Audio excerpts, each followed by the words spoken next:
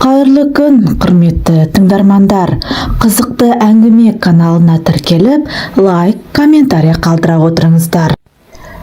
Күйеуімді пойызға шығарып салған күні жүрегім біртүрлі мазасыз болды.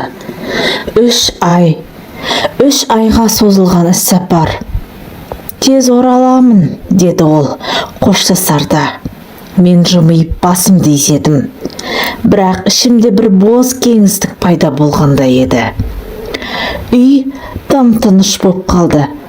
Түндер ұзақ, ойлар ауыр еді. Ал сол үйде біз екеуміз ғана емес едік. Қайныным, күйеуімнің туған бауыры. Алғашында бәрі қарапайым еді. Үйге көмектесу, жөндеу жұмыстары, жалғызсырап қалма деген жанашыр сөздер. Бірақ күндер өткеннен кейін сол жанашырлықтың ішінде өзім де байқамаған бір шекара көмескілене бастағанын сездім. Бір кеште ол маған қарап тұрып, «Апа, сіз қатты шаршаған сияқтысыз», деді. Сол сәтте мен түсіндім, бұл жай ғана шаршау емес еді. Бұл бір ғана қателікке апаратын үнсіздік болатын. Ал мен сол үнсіздікті дер кезінде бұза алдым ба? Күйеуім кеткеннен кейін үйдің іші бұрынғыдай емес еді. Сағаттың тықылы да қатты естілетін болды.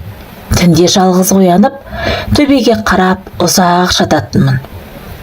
Мен оны шын сүйетінмін. Сондықтан да бұл 3 айлық айырылысу мен үшін оңай болған жоқ. Ал сол кезде үйге жиі келетін бір адам бар еді. Күйеуімнің туған інісі, қайным. «Ағам жоқта сізге көмектесейін деп келдім», дейді ол. Алғашында қуандым. Жалғыз әйелге тірек керек қой. Күндер өте берді. Ол үйдің шаруасына араласты. Су әкелді, жарықты жөндеді, ауыр заттарды көтерді. Мен алғыс айттым, тек алғыс. Бірақ кейде оның көзқарасы ұзақтау, тоқтап қалатын байқайтынмын. Өзімді ыңғайсыз сезінетінмін. Өзіме көп нәрсе ойлап жүрмін бе деп өзімді жұбаттым.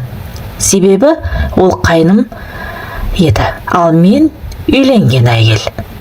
Бір кеште жарық өшіп қалды. Біз екеуміз ғана едік. Телефон жарығымен шай ішіп отырдық.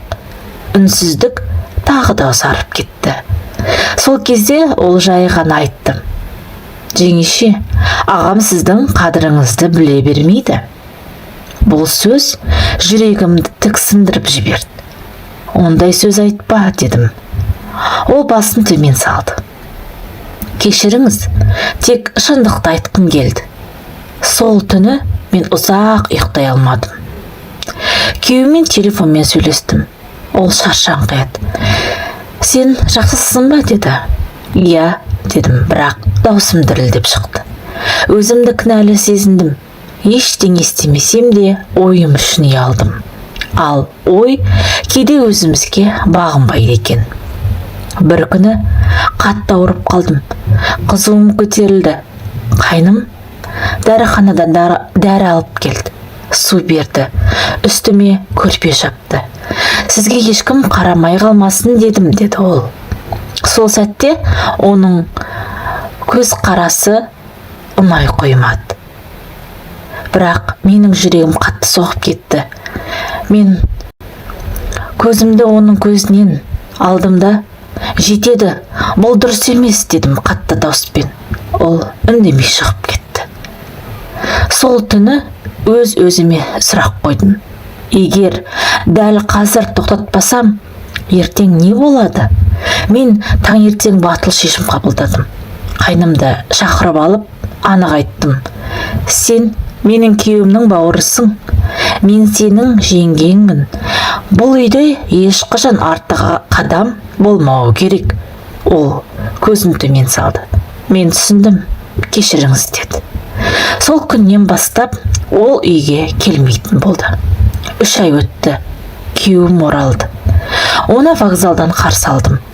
құшақтадым. Сол сәтте бір ауыр жүк жүрегімнен түскендей болды. Мен оған бәрін айтпадым, бірақ бір нәрсені анық түсіндім. Адалдық тек әрекет емес, ойды да бақылау.